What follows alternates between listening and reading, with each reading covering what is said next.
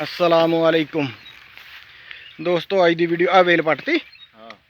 अज की वीडियो आ नवा BB81 seed YTF 639 ते माशाल्लाह आ देखो कैसा ज़बरदस्त आ।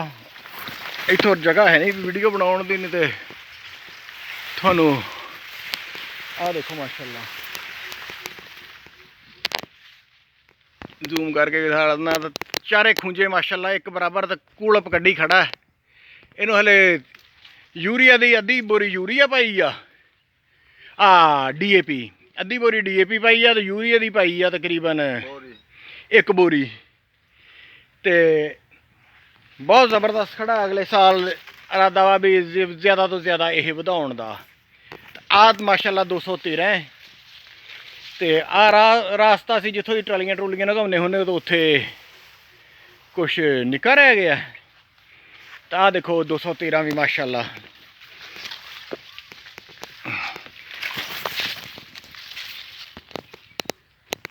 आ देखो माशाल्लाह। पता नहीं हुण नीवियां तो करके कैमरा तो मोबाइल तो दिखा लें थानू। माशाल्लाह बहुत ज़बरदस्त कमाद आ।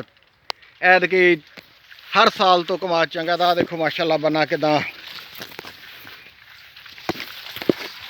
दोवां पासियों एक गन्ना जिहड़ा तकरीबन बंदा हथ तां करे है ना, तकरीबन 6 फुट गन्ना जिहड़ा वो कमाद बना गया माशाल्लाह।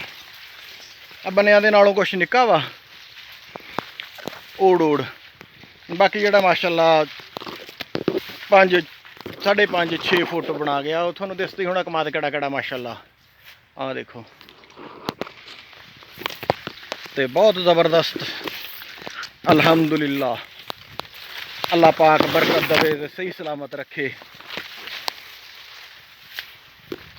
तो इस तरह दी होर वीडियो देखने लिए सारे दोस्त मेरे चैनल में सबसक्राइब कर लो, नाल घंटी वाले बटन भी नप दिओ। इंशाअल्लाह बाद भी थानू दिखालदा रहूँगा कि कमाद की रूटीन है ना।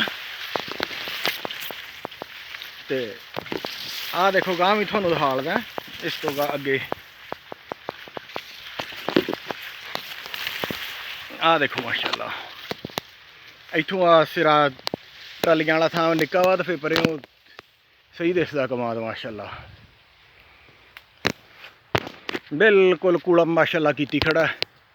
आ देखो इंशाअल्लाह अल्लाह की ज़ात तो बहुत उम्मीद है भी पिछले साल ये समा भी नहीं सीगा तो 950 मन तकरीबन निकल गया सी कणक के उत्तों। ऐतकी कमाद की जी रूटीन है इंशाअल्लाह अल्लाह की ज़ात तो बहुत उम्मीद है कि 1300-1400 मन तक इंशाअल्लाह आऊगा।